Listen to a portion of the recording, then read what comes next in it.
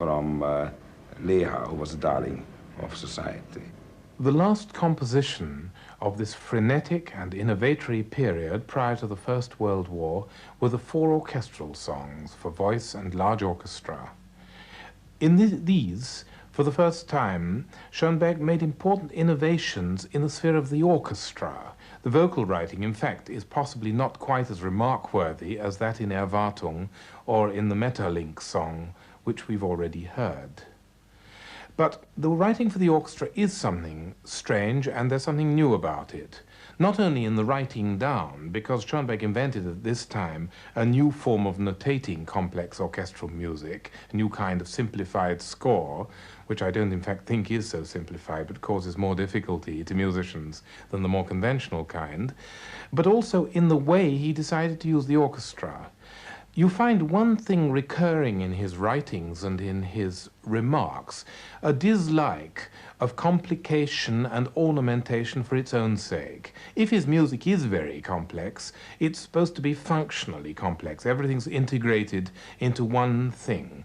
And one thing he grew suspicious of at this time was the multicolored orchestra. He wanted to reduce the orchestra, or perhaps he might have said raise it, to a more uniform sound body, which would allow people to hear the music going on without the distraction of color for its own sake, so that when color is used, it becomes something of much greater importance than what he would have called the blessing of the dressing. The first song of this set is a setting of Ernest Dowson's poem Seraphita. And here we do observe a remarkable recasting of the traditional role of the orchestra. Mainly, we're struck by the sonority of the 6 clarinets, joined to 24 violins and a large number of cellos with a little brass. And this is a reduction of orchestral colors and a limitation of the wide palette of the orchestra.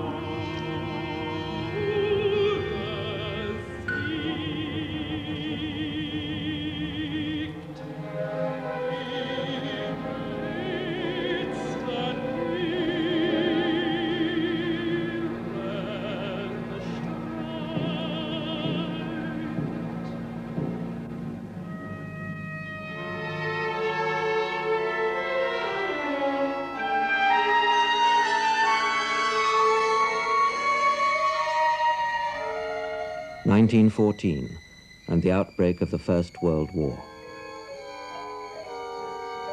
The old world of Habsburg Vienna was nearing its end. The Emperor, Franz Josef, the emblem of that society, died in 1916.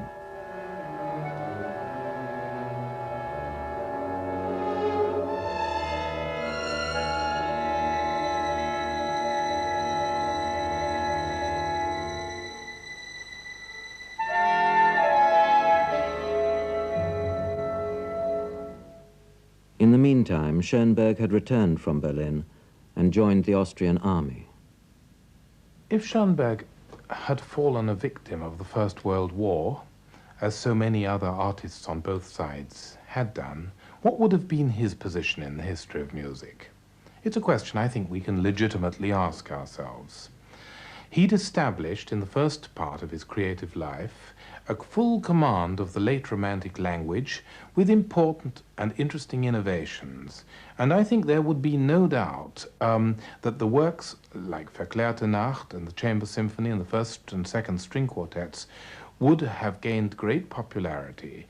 And I also think that the 5 orchestral pieces and Erwartung and Pyrrho Lunaire and the works of this period leading up to Opus 22 orchestral songs would indeed have formed a characteristic repertoire of a so-called avant-garde artist. You would have seen music developing from the late Romantic period into the full flower of Expressionism.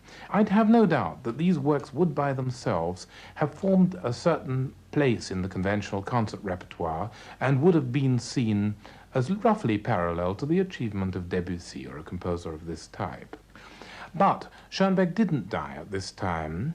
He went on to have a second creative section to his life, which in some ways is diametrically opposed to the first section.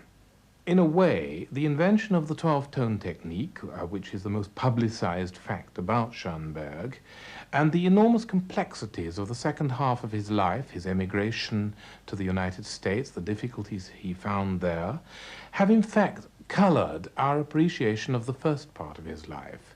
And it is no accident that other composers and critics, younger ones, of the avant-garde as well as of more traditional people, do very much seem to prefer the first half of Schoenberg's life.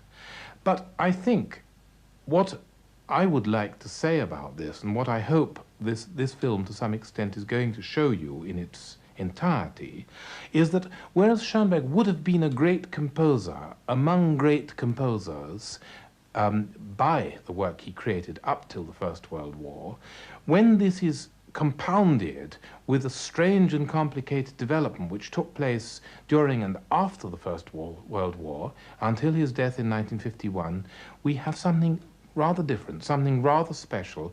We have a unique figure, and one who more than any other artist that I can think of in all ways bears evidence to the agonies and successes of modern music in this century. I always see the direction in which I should go so clearly that I have by now grown accustomed to the certainty that it will not turn out as I had imagined. One thing soon makes itself clear, that I find my present position strange and hard to understand, just as I found my previous position equally strange and equally hard to understand when and while I was living through it. So long as I continue to feel this, it is the work I have done in the past that I have put behind me that I will more easily understand. But in time, I will grow more familiar and reconciled with my latest work, and will wonder how I could have written in any other way. There is no doubt that when you are able to make a detached and objective appraisal of what you have done, the distinctions between past and present, old and new, strange and familiar, become blurred. For a few moments, one has seen both the stretch that is already behind one and the stretch that is still ahead of one, both simultaneously, and one has been satisfied. I can say no more about my creative work.